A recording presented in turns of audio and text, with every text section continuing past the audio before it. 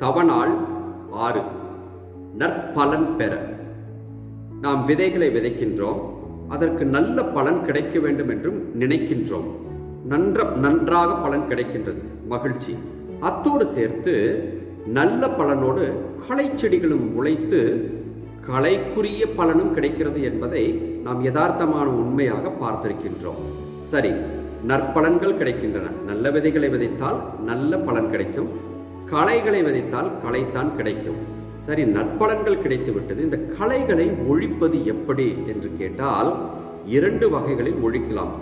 ஒன்று, நாமெல்லாம் பார்க்கின்றோம், களை கொல்லியை தூவி தெளித்து ஒரே அடியாக எல்லா களைகளையும் ஒழித்து கட்டுவது.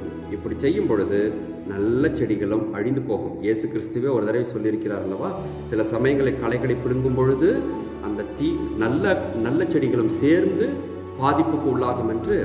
இப்பொழுது ஆண்டவராகிய கடவுள் இன்னொரு வழிவகையையும் நமக்கு சொல்லித் தருகின்றார். எப்படி தெரியுமா? ஒரு உதாரணம். எங்கள் வீட்டு தோட்டத்தில் நாங்கள் ஒரு வேப்ப மரம் வைத்தோம். அதை வைத்த பொழுது அதை சுற்றி ஏகப்பட்ட களைகள் முளைத்திருந்தன. அதை கொத்தி ஒரு வாரத்திற்கு ஒரு முறை நாங்கள் கொத்தி எடுப்போம். ஆனால் இப்பொழுது அந்த வேப்ப மரம் நன்கு வளர்ந்து பெரிய மரமாகிவிட்டது. இப்பொழுது சென்று பார்த்தால் அங்கு ஒரு களை செடி கூட முளைப்பதே இல்லை. ஏன் தெரியுமா?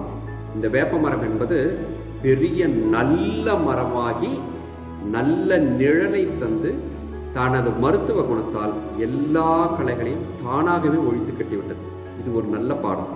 நாம் களைகளை ஒழித்து கட்டுவதற்கு பதிலாக நம்மிடம் இருக்கக்கூடிய நற்குணங்களை பெருகச் செய்து கொண்டே இருந்தோம் என்று வைத்துக் கொள்வோமே, நம்மிடம் இருக்கக்கூடிய கெட்ட குணங்களும் மறைந்து போகும், நம்மை சுற்றி இருக்கக்கூடிய கெட்டவர்களின் குணங்களும் மறைந்து போகும் என்பதைத்தான் இன்றைய முதல் வாசகம் நமக்கு சுட்டி காட்டுகிறது.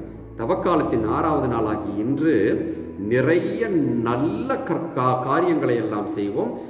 கெட்ட காரியங்களும் கெட்ட குணங்களும் நம்மை விட்டும் பிறரை விட்டும் தானாகவே ஒழிந்து போகும். அப்பொழுது நற்பலன் கிடைக்கும்.